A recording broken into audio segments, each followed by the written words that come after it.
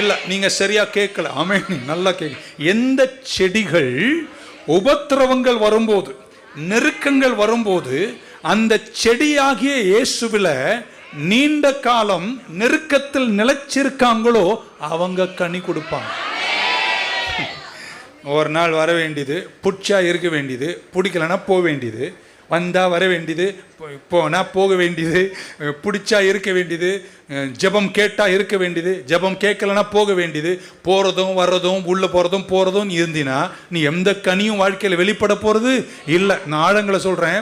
நீ என்னைக்கு தெரியுமா கனிகளை டிஸ்பிளே பண்ணுவீங்க? என்னைக்கு தெரியுமா கேரி பண்ணுவீங்க?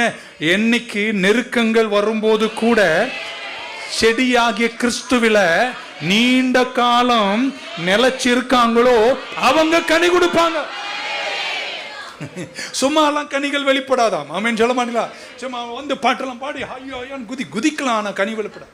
கனி வெளிப்படாது. கனி வெளிப்படணும்னா நீங்க செடியாகிய இயேசுவில நெருக்கத்தின் நடுவுல நீண்ட காலம் நிலைச்சு நின்றா நீங்க கனி கொடுப்பீங்க.